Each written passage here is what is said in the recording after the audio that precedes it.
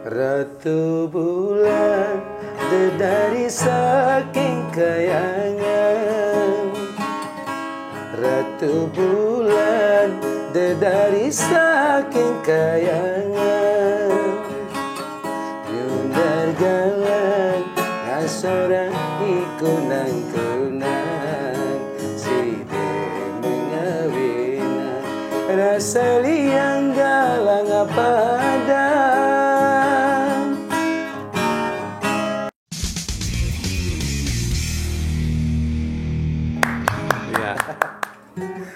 Ratu Bulan, Ari Aryama. Ya, kalau dengar lagu Ari Aryama, dengar lagu Ratu Bulan, ingat langsung dan Ari Aryama, dan ingat Ari Aryama, ingat lagu Ratu Bulan gitu ya.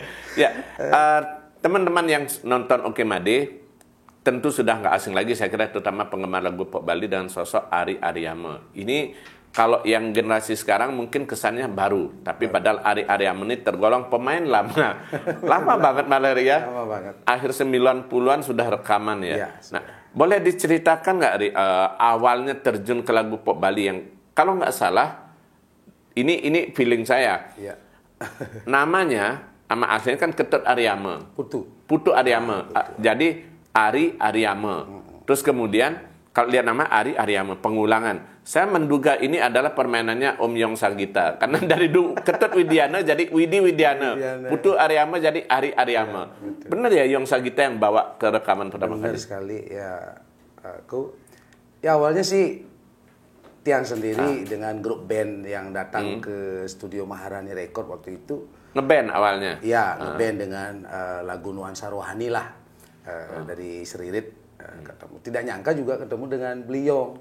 Memang si Bliyong sendiri tidak tahu gaungnya ada di mana pada saat itu. Begitu nyampe studio, dia nggak lihat siapa operator yang bermain di sana. Di bawah gininya Pak Riki kan, almarhum. Jadi di saat Bliyong ini nge-mixing atau jadi operator, di sana mungkin tertarik dengan vokal yang Tiang itu. Pada saat itu Tiang main tabla. Main tabla, nah, ketemu langsung ditawarin gitu. Nah pada awalnya lucu sekali Pak De, sekian banyak orang yang membuat mastering di sana, demo-demonya kan, yang ditawarin begitu, tuh mau nggak rekaman lagu Bali? Mohon maaf, Tiang tidak bisa lagu Bali. Seperti itu Ade. Aneh sekali zaman itu. Itu awalnya yang lagu Rohani itu dalam bahasa Indonesia? Bahasa Indonesia dan Sanskerta. Rohani Hindu saat itu dengan grup. Nama grupnya apa? Nama grupnya dulu Berlis Band. Berlis Band. Jadi asuhan Pak Berli waktu itu. Itu tahun berapa itu? Itu awalnya tahun 90. Tahun 90, kemudian 96 kita mulai berkiprah dikenal untuk lagu-lagu rohani. Nah, dari pihak PHD bukan PHD apa ya? Sejenis ketua dari organisasi itu diminta untuk rekaman biar orang-orang mendengarkan dengan nuansa itu. Pada saat itu lagu rohani Hindu memang jarang sekali gitu. Belum pakai nama Ari Aryama ya? Belum, masih. Nah, sekilas lagi yang menolak lagu Bali itu, wah Bliyong marah besar. Bahasa Bali, bahasa Buleleng keluar. Bahasa Buleleng gimana? Klengci. Cangli beleleng, cili beleleng. Tuh lihat demo tuh bak sama menumpuk gitu. Cita wadah begening sinyak itu. Gaya kan gitu. Wah, gitu waktu itu pada saat itu coba Tiang akhirnya teman-teman mau aja gitu. Tiang enggak ada tahu peluang harus kemana Tiang waktu itu. Dan waktu itu yang maunya solo ya jadinya. Solo. Waktu itu lagu solo judulnya Wengi Pingrin. Ya, itu yang dan malam pun Tiang enggak gitu tahu apa itu Wengi Pingrin. Wengi itu kan malam. Rien itu bener-bener kita waktu itu bahasa Balinya karena nyanyi di panggung-panggung juga lagunya paling lagu Malaysia, iklim pada saat itu dangdut lah. Begitu. Awalnya justru bukan lagu Bali, tapi gara-gara Yong Sagita ditantang lagu Bali gitu. Tiang seperti Bang Game ya beliau. Pokoknya 1 minggu harus rampung album nih. Nah, lewat teman Tiang yang banyak membantu sekali sekarang sudah almarhum Pak De Cipluk drummer. Betul ya, Widi Ase ya. Itu yang menampung Tiang di Denpasar karena enggak punya siapa nih Pak De. Seminggu untuk merampungkan rekaman album pertamanya. album perdana dan album pertama Maharani Record pada saat. Deh, boleh diingatkan nanti deh ya, sampul album Wengi Pingrin kita tampilkan nanti. Nah, ada. Itu biar lihat wajahnya Ari Aryama yang pertama itu bagus ya. sekali pada saat itu. Nah, syukurlah teman tiang ini mau menampung. Akhirnya lewat beliau juga tuh tolong bantu adik kita ini gimana aja caranya nanti. Antar jemput pada saat itu dengan Putu Widiasih almarhum. Wah, luar biasa dia jasanya juga. Dan setelah album keluar, nah, setelah album keluar ditanya tuh namanya siapa? Aryama. Pada saat itu ada Widiana kan. Widiana jadi Widi Widiana. Widi Widiana, Aryama gitu. Ya beliau aja yang mantas sama. Pokoknya pasti sip gitu. Dan di luar dugaan Wengi Pingrin lumayan sambutannya. Booming pada saat itu dan tiang di Singaraja Pak di waktu itu. Itu yang jadi kendala jadinya. Jadi kendala, jadi radio-radio yang pada saat itu RRI ngetrend sekali dengan lagu Bali bingung waktu itu beli Jaya Kumara siaran di sana. Akhirnya yang ditemukan, akhirnya dapat siaran di sana sama beliau juga. Dengan ternyata begini ya. Itu pengalaman pertama dan sukses. Setelah itu baru berubah pikiran untuk menekuni lagu Bali atau masih idealis dengan lagu rohani? Itu dengan tiang berdiam di Denpasar tahun 97. Baru terus masih ada ikatan dengan Maharani Record karena tiang dikontrak waktu itu. Dengan artis-artis di sana ada Alit Adihari, kemudian ada Dewo Paris, ada Rusme, kemudian ada Alit siapa lagi? Ada Belitut Bimbo. Nah, pada saat itu dengan album-album kompilasi itu masih yang bernaung pentas-pentas seperti itu.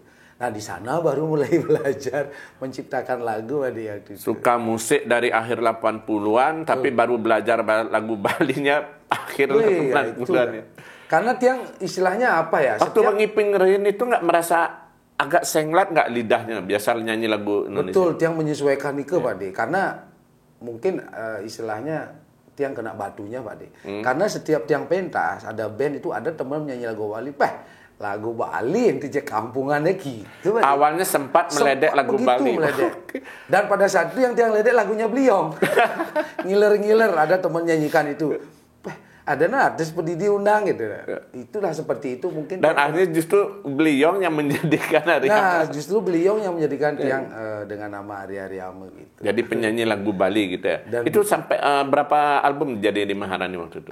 Itu album solo pertama itu Ngipingrin, kemudian album kompilasi Ada Kena Memunyi Takut. Mulai itu yang menciptakan di sana lagu Ada Kena Memunyi Takut. Itu ciptaan pertama. Ciptaan pertama di sana. Kemudian beliau buat Ada Bungan Hati pada saat itu dan sampai tahun berapa ya 99 baru tiang ke independen. Betul, independen akhirnya sempat dengan Leo Kopsar ya. Nah, dengan Leo Kopsar, muncullah Dio Pramana, baru kemudian Trimurti.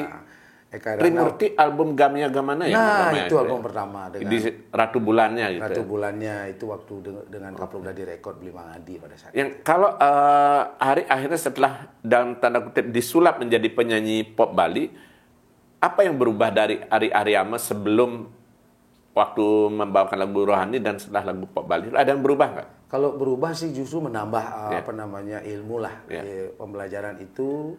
Kemudian ketemu dengan penyanyi cilik. Nah, di sana dia mulai menciptakan lagu anak-anak sehingga Pak D pada saat mengadugerahkan ciptaan lagu terbaik anak-anak. Tapi gini nih, kalau sebagai Ari menyanyi pencipta juga. Kemudian di Bali Record itu kan Maharani Record itu kan Bade bilang sebagai pijakannya. Betul. Lalu kemudian sempat solo juga di Bali Record lagi. Maharani Record kan ada beberapa hits juga. Betul. Nah, kalau dihitung dari 96 saat Wengi Pingrin sampai sekarang. Betul. Kira-kira sudah ada berapa hits gitu yang Ari masih ingat? Yang artinya sambutannya banyak diingat. Misalnya. Kalau di album Wengi Pingrin itu ada 3 hit Ngantosang Kepastian. Itu paling hit di radio pada saat ciptaan Di Loke. Di Loke yang nyanyi Pekat Tua. Itu. Kemudian lagu Wengi Pingrin, dan Bungan Hati di sana. Iya, Bungan Hati. Benar itu yang paling hits tuh yang lumayan. Itu yang paling hit sebelum ada Ratu Bulan. Seperti itu. Tapi warna musiknya agak berubah ya? Berubah. Ketika di Maharani Record jenis lagu seperti apa? Ketika anggaplah ketika Jiwa Pramana udah lebih ngepop lagi ya? Udah ngepop dan ke Mandarin pada saat itu. Iya, betul. Setelah itu dengan Arjuna Record dengan Bung Haji Takisu. Berubah lagi di sana Kenang Kempul mulai agak kesunda-sundaan dikit. Artinya ketika di Maharani Record pertama itu warnanya warna Bali lagu pop Bali Pop umumnya Bali, kebanyakan. umumnya pada umumnya. Kemudian pindah Solo, Jiwa Pramana agak Mandarin Agak dikit. Mandarin. Ratu Bulan agak Banyuwangian. Terus kemudian Agung Takeso Kendang Kempul gitu. Kendang Jadi Kempul di sana pada saat itu. banyak juga Itu yang dicoba ya. Kendang Laklak itu Pak. Tapi kalau yang Arik paling senang itu yang mana? Ada irama yang mana menurut Arik? Kalau Merasa memang sih cocok. nuansa Balinya yang sekarang ini perlu dibudayakan Pak. Artinya semua sih karena kita punya tipikal penggemar yang berbeda-beda, ada yang suka irama begini, ada yang keroncong, ada yang Mandarin. Memang pada saat zamannya itu Mandarin lagi gotol-gotolnya pada saat itu. Dan artinya bukan mau tidak mau, sedikit banyaknya mengikuti tren Mengikuti juga lah. gitu ya. Nah, sampai sekarang ini kan beda sekarang Pak. Situasinya udah OAO. Berarti ikut OAW juga. Ikut-ikutan lah Pak.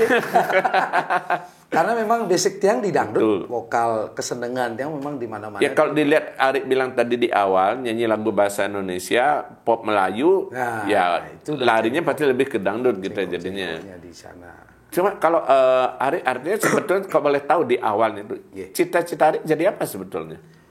Tiang sih sebetulnya enggak pernah menduga Tiang jadi guru vokal, Ya, jadi guru karena musik. teman-teman ini mungkin perlu tahu juga Arik awalnya ngeband, tahu-tahu sekarang malah sibuk jadi guru, jadi guru di kalau boleh sebut namanya Boleh. di SD Cipta Dharma itu sudah sekian lama jadi guru, bahkan kemudian juga punya studio rekaman, punya label Prema Studio ya. Prema Studio Recording. Cita-citanya apa sebetulnya? Di awalnya sih mengalir begitu saja Pak De. Artinya Tiang juga tidak mempunyai cita jadi guru karena memang kesenangan. Saya dalam diri berkata begini, Tuhan berikan saya pekerjaan yang sesuai dengan hobi saya. Ya. Nah, tiba-tiba muncul ide seperti itu, ada panggilan kerja, gurunya guru musik. Nah, seperti Pas itu. sekali berarti Pas ya? sekali. Akhirnya Tiang melanjutkan lagi studinya untuk melaih sepedanya. Biar punya SIM lah Pak Deo. Biar punya SIM-nya. Nah, dulu sampai masih sekarang, di IKIP PGRI ya? dengan Betul. itu IKIP PGRI. Bahkan IKIP PGRI ditantang Tiang pada saat itu. You dari Singaraja, ayo ciptakan lagu Mars IKIP PGRI. Nah, pada saat itu muncullah lagu Mars IKIP PGRI Bali.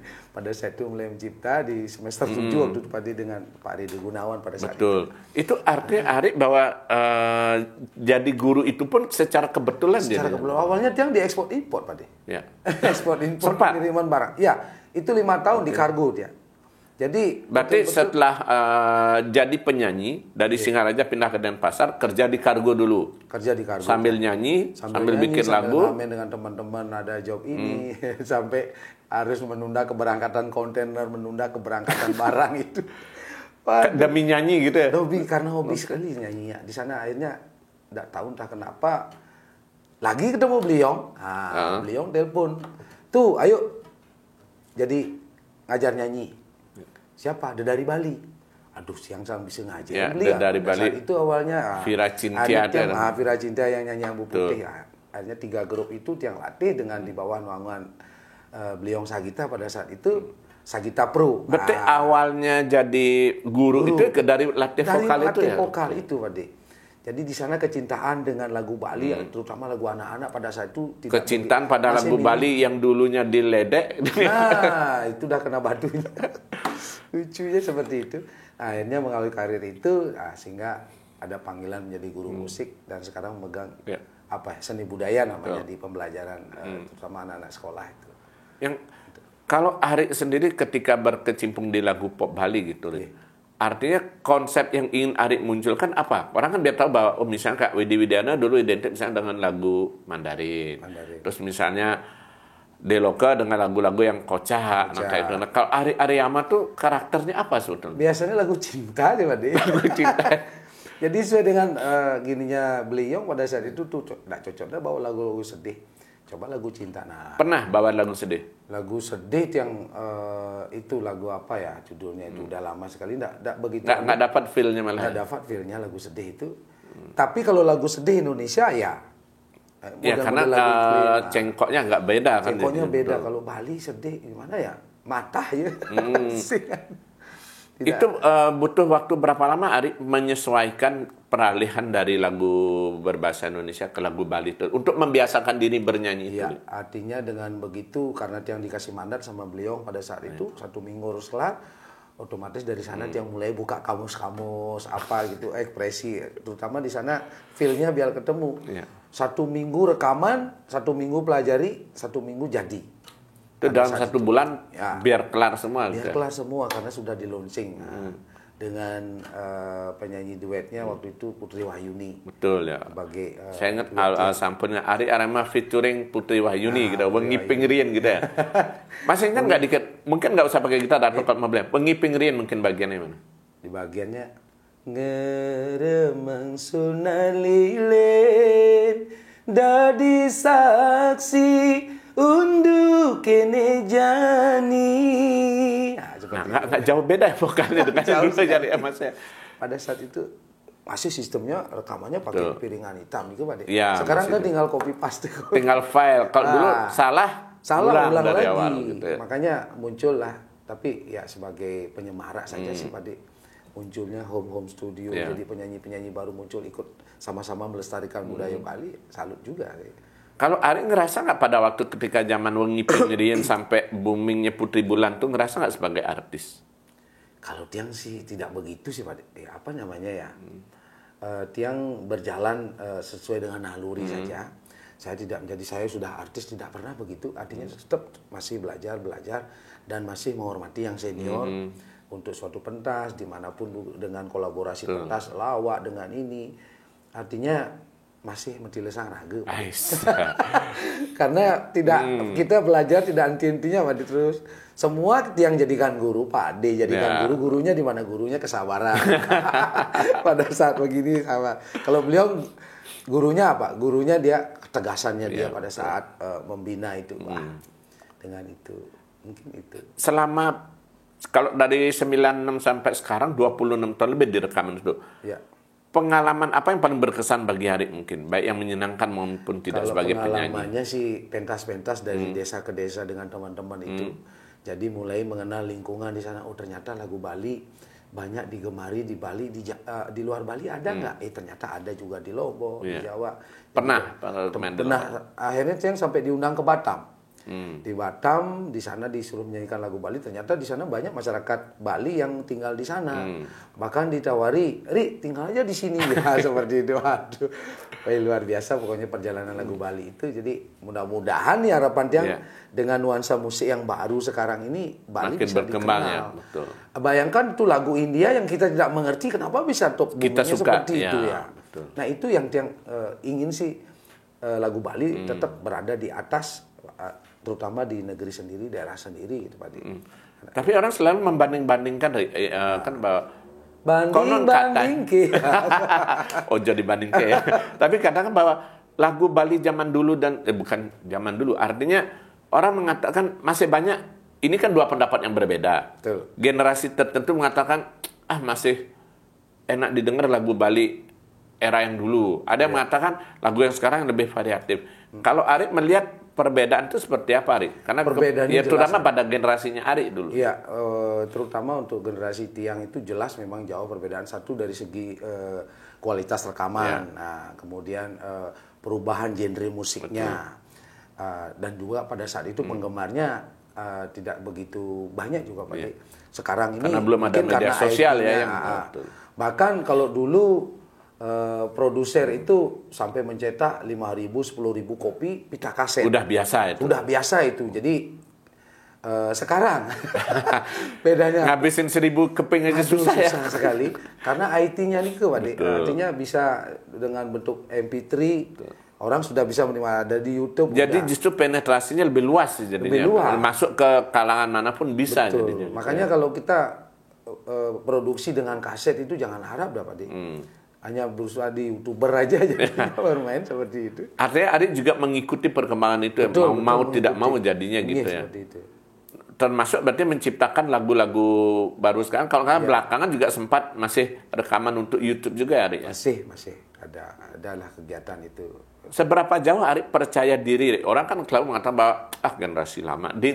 Ketika harus berhadapan dengan penyanyi-penyanyi pendatang baru sekarang dengan era kekiniannya gitu. Kan ada yang mengatakan, lagu bertua suut.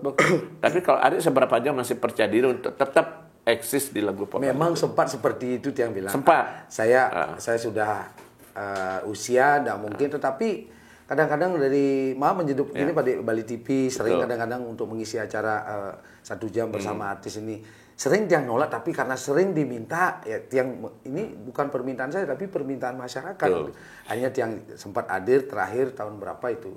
2000 berapa ya? 20 sebelum Covid 2018. Sempat mengisi acara itu karena diminta seperti itu. Jadi memang sempat surut juga gitu loh.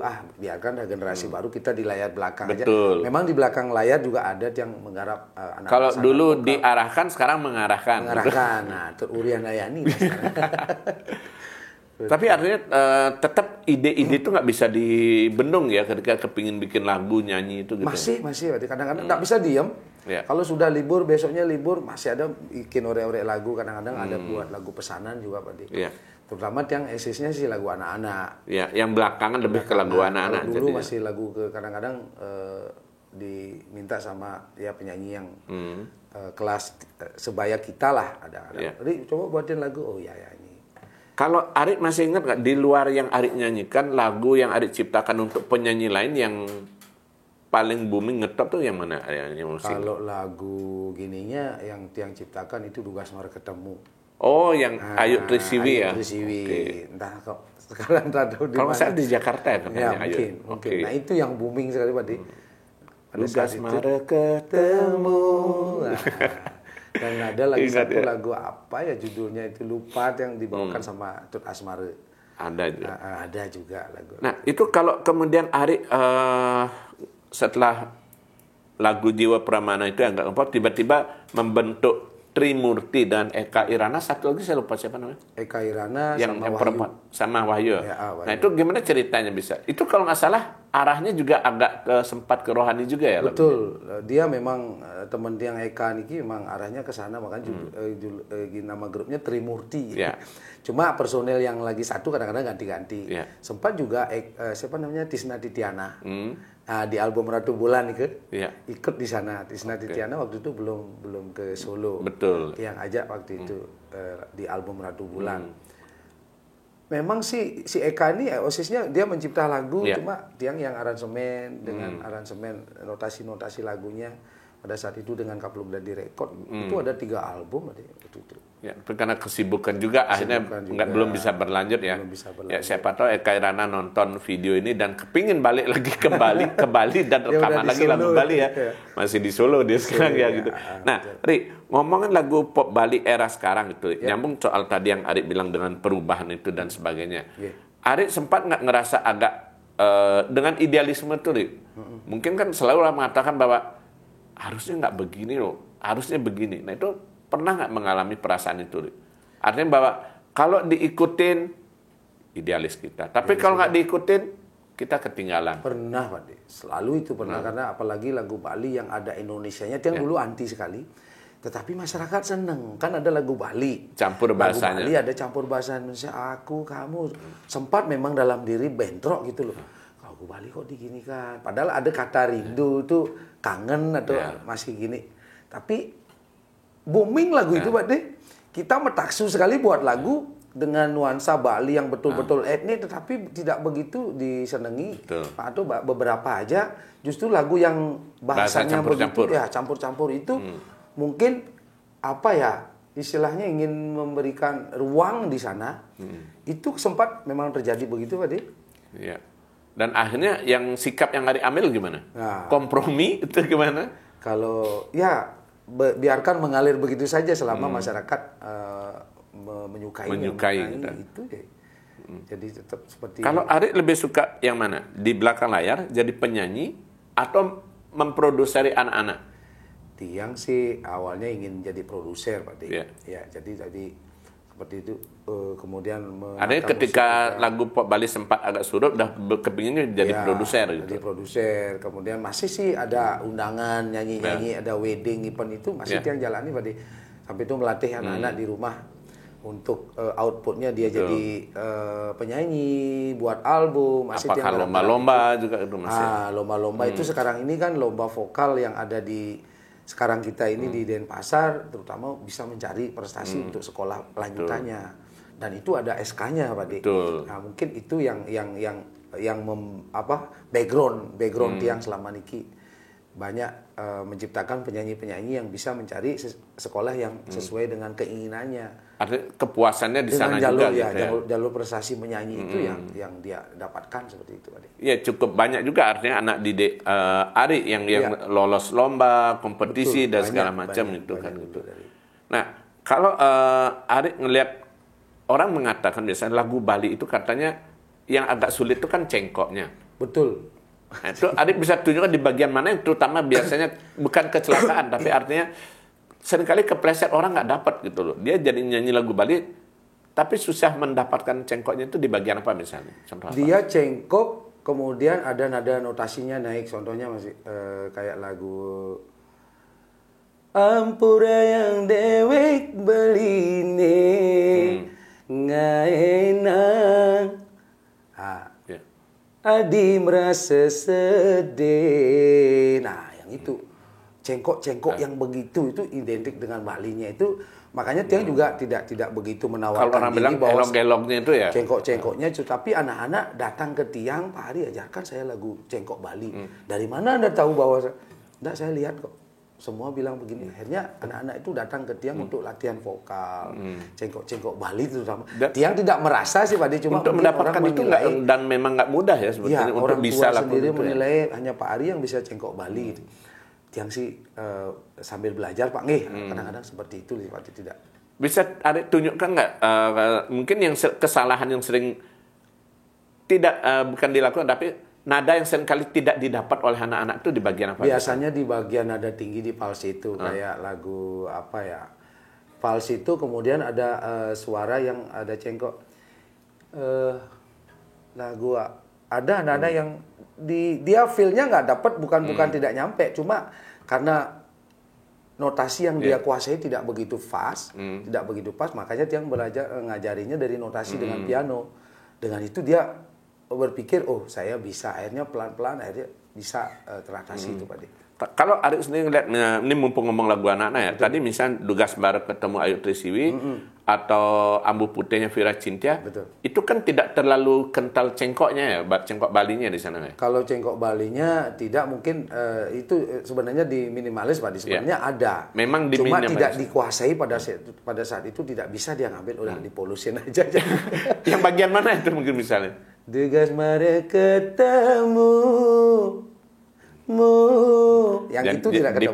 Dipolosin Dugas Mare ketemu kerasa yang padahal ada cengkok kerasa yang ada.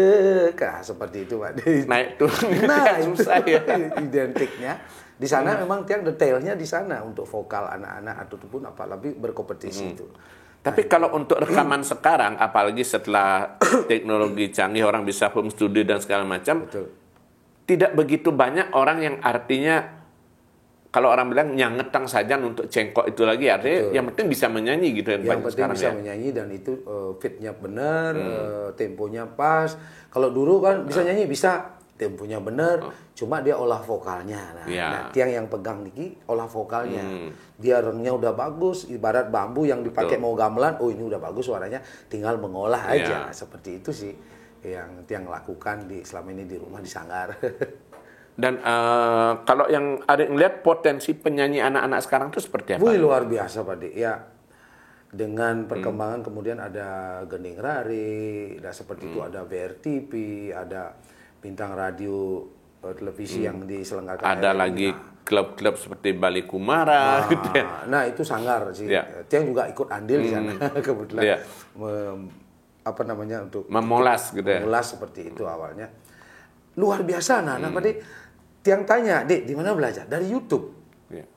Karena orang tuanya jauh yang di Singaraja, itu kan minim sekali pelatih-pelatih vokal, Pak Dik. Dia datang dari Singaraja, terutama Tiang punya murid dari Singaraja, dari Alasangker. Di sana tidak ada pelatih vokal, akhirnya dia datang ke sini. Di sana perkembangannya, wih, ini sebenarnya jadi anak ini, cuma karena tidak ada pembina aja seperti itu. Makanya anak-anak canggih sekarang itu bisa nyanyi dari YouTube sebetulnya. Kebanyakan ya belajar mereka. Cuma yang pas ketemu pembina itu yang jadi. pembina vokal ketemu Ntar dengan dulu, pelatih. berarti kalau untuk sekedar belajar YouTube bisa, cukup. YouTube Tapi cukup. untuk membentuknya, Nah, untuk membentuk tetap olah perlu vokal, sentuhan pembina ya? tetap harus ada pembinanya seperti itu.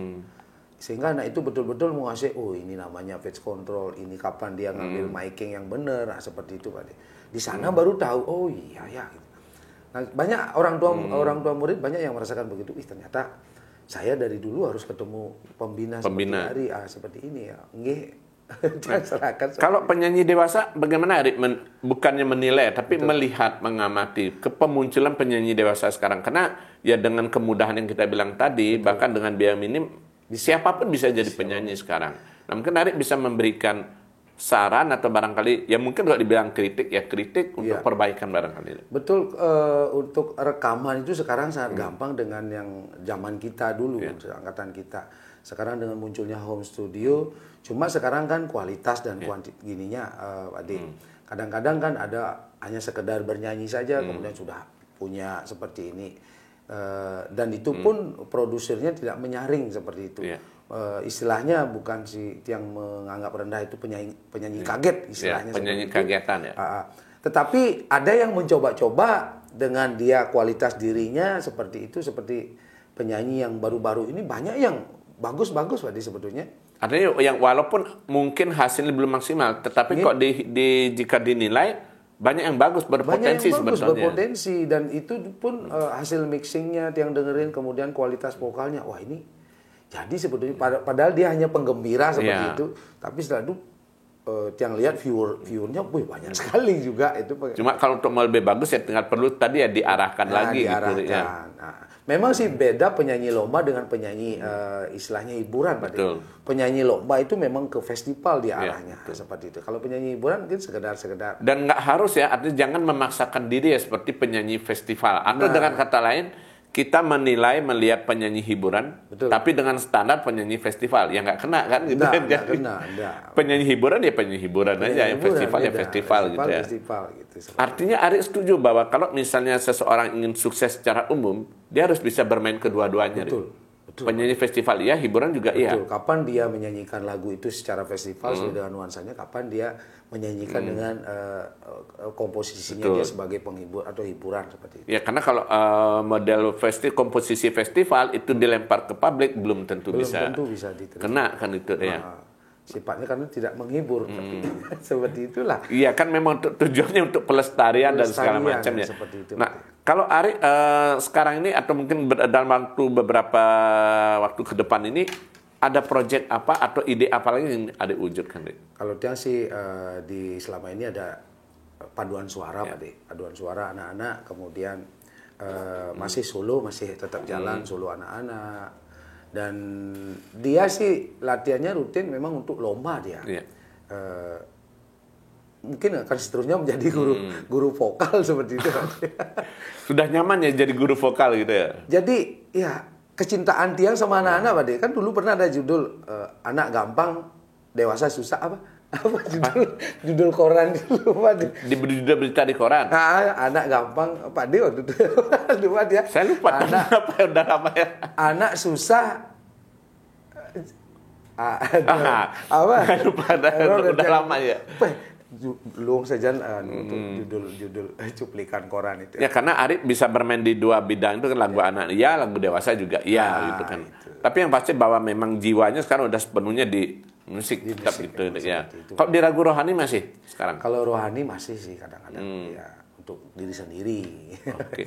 Nah, kalau dari putra-putri ada yang diarahkan nggak untuk ngikutin jejak bapaknya mungkin? Putra sih dia vokal juga. Kalau anak dua-duanya sih vokal ya, menggeluti sih bidang itu.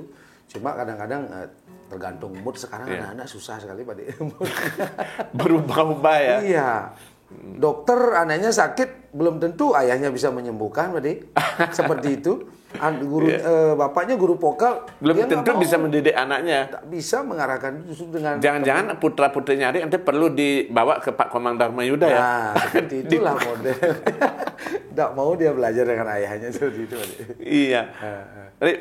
Yang terakhir Ari boleh ingatkan lagi barangkali pendengar penonton Oke Madi mungkin salah satu hits dari Ari Aryama di tahun 2001 Jiwa Pramana boleh Rik? Oke. Ya, boleh. Ya.